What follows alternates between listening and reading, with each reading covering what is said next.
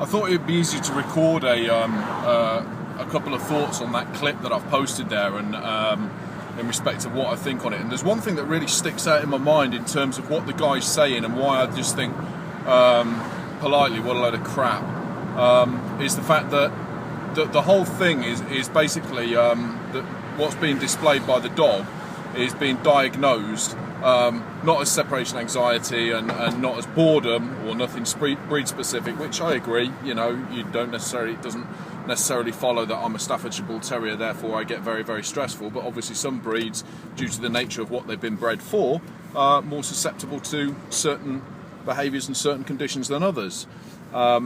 So what I sort of like, the thing that really sticks in my throat, if you like, is what the guy is saying is, okay, so it's down to the psychology of the dog because it's a pack animal, it's got no leadership, it's got no alpha.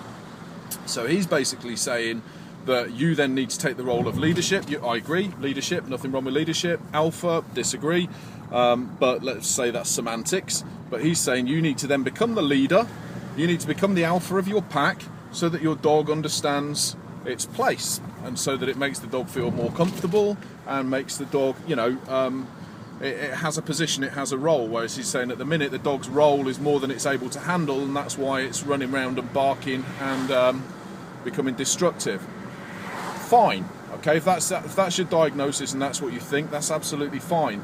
But then the second breath, the dog's following the people around all the time, and the diagnosis for this is that this is because the dog is thinking, oh yeah, I need to protect my children. Like at the start one as well, one of the first parts of the diagnosis that the guy gives is that, oh, where are my children? I can't help my children when people have left. I mean, there's a load of bollocks anyway, really, isn't it, to suggest that the dog is thinking that a human being is its children. But let's just accept that that's okay and say that, oh, where are my children? Where are my children? Well, in the next case, the children are there, they're in the house, and the dog's following them around all the time.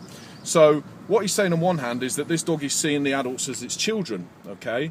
And what he's saying on the other hand is that you need to be a leader, an alpha, because that is what would happen in the wild.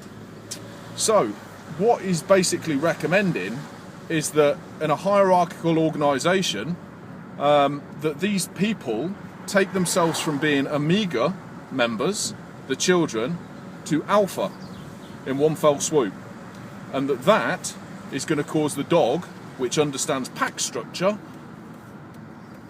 is going to cause the dog no stress, because the dog is going to understand that it's okay to be able to miss out any of the in-between stages, any of the in-between ranks, if you like, of a pack structure, to go from the bottom straight to the top, to go from being the dog's children to the dog's boss.